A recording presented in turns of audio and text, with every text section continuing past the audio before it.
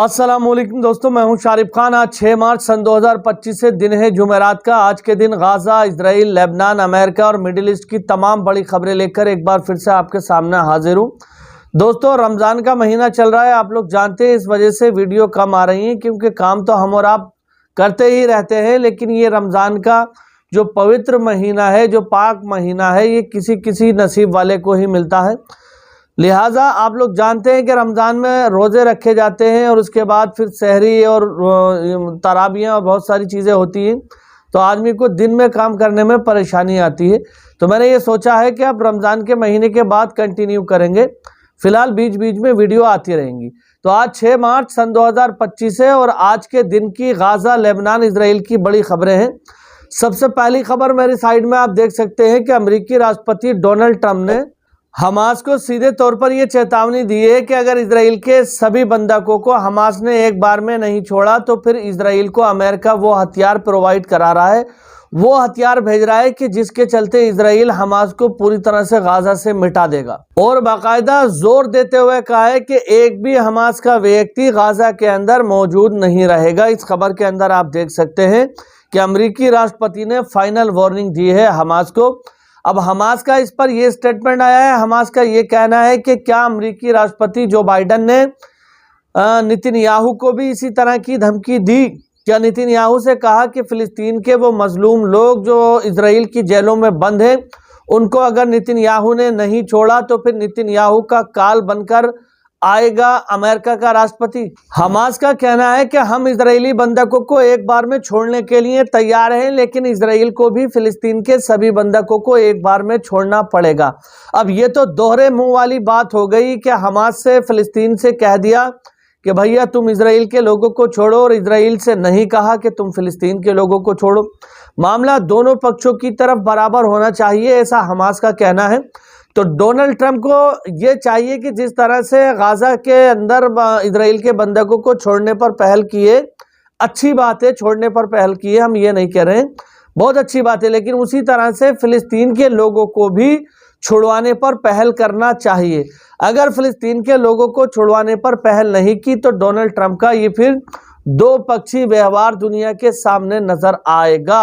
वैसे तो आप लोग जानते हैं कि 1 साल की 15 महीने की जंग में हमने और आपने देखा कि यहाँ पर अमेरिका ने जो रोल निभाया है वो किस तरह का निभाया है, लेकिन आज ट्रंप ने जो एक बार फिर से धमकी दी है, वो धमकी विचाराधीन है। दुनिया के बड़े बड़े लीडर इसको कंसीडर कर रहे हैं।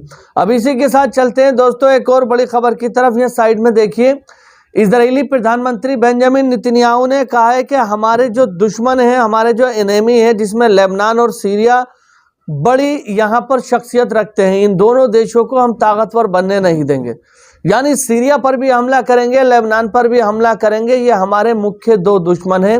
ये नेतन्याहू के लफ्ज मैं आपको बता रहा हूँ। और सीरिया और लेबनान को बर्बाद करने के लिए लगातार एक के बाद एक काम किए जा रहे हैं। अमेरिका की इजराइल को सपोर्ट आ रही है। इजरायली प्रधानमंत्री हमले कर रहा है जंगबंदी के ऐलान के बावजूद भी।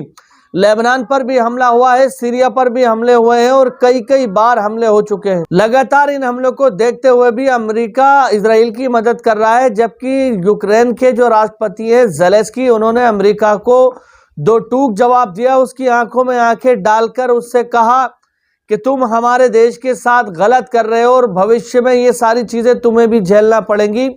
तो अमेरिका ने यूक्रेन पहुंचने वाली सारी मदद को रोक दी है। यानी अमेरिका में डोनाल्ड ट्रंप एक ऐसे राष्ट्रपति साबित हो रहे हैं कि इससे पहले वाले राष्ट्रपति ने किसी ने भी व्यक्तिगत तौर पर चीजों को लेकर फैसले नहीं लिए हैं, एक देश के हित के लिए काम किया है। लेकिन डोनाल्ड ट्रंप व्यक्तिगत तौर पर यहाँ पर चीजों को ऐसा लग रहा है कि अपने ऊपर ले रहे हैं।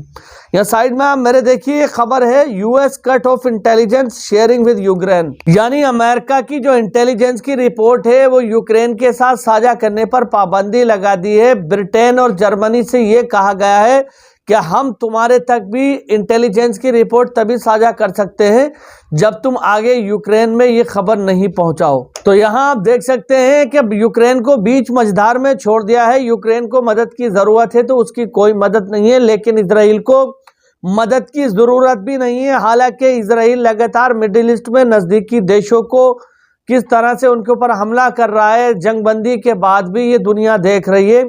इजराइल को हथियार नहीं भी देते तो चलता, इजराइल को हथियारों की कोई जरूरत नहीं है, कोई भी मदद की जरूरत नहीं है, लेकिन यूक्रेन को अपनी जमीन बचाने के लिए मदद की जरूरत है। तो अमेरिका का बताना ये चाहता हूं आपको कि अमेरिका का दोहरा व्यापार है, मारते के आगे और भागते के पीछे।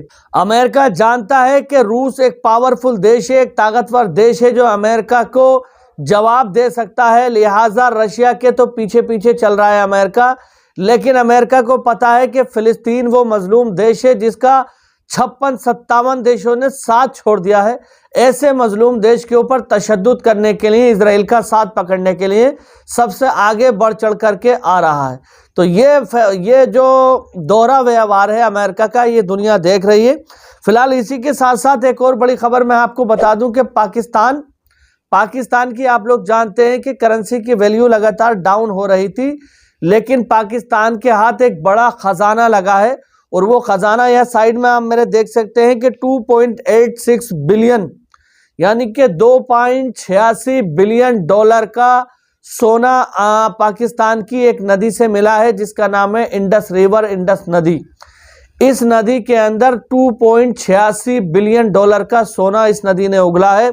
तो यहाँ पर दोस्तों एक चीज मैं और बता दूं आपको, पाकिस्तान की अर्थव्यवस्था में ये सोना बहुत बड़ा रोल निभाने वाला है, लेकिन पाकिस्तान के साथ साथ दुनिया के अलग अलग हिस्सों में कई जगहों पर नदियों से सोना निकल रहा है।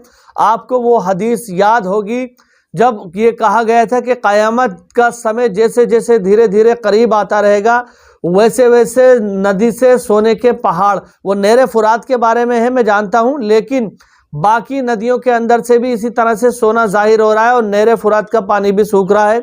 तो कहीं ना कहीं हम लोगों को अपने गुनाहों से तौबा करना चाहिए और साथ ही साथ जो कुछ भी हो रहा है ये फिलिस्तीन के मजलूमों पर जुल्म और ज़्यादती हो रही है और अरबी देश बैठ करके इसको तमाशे के रूप में देख रहे हैं, बड़ी बड़ी दावतें लोगों को खिला रहे हैं, बड़े बड़े जश्न का इंतज़ाम कर रहे हैं। उन लोगों को इसकी भरपाई करना होगी। आज गाज़ा और फिलिस्तीन के लोग अल्लाह की मदद के सिवा दुनिया में उनके साथ में ज़मीन पर कोई भी नहीं खड़ा है। फिलहाल अल्लाह की मदद से वो अभी तक वहाँ पर खड़े हैं, लड़ रहे हैं और आगे भी देखते हैं लड़ते ही रहेंगे। तो इंशाल्लाह आप मिलेंगे अगली वीडियो में, तब तक अपने भाई को इजाज़त दीजिए। खुदा हाफिज़, जय हिंद, जय भारत।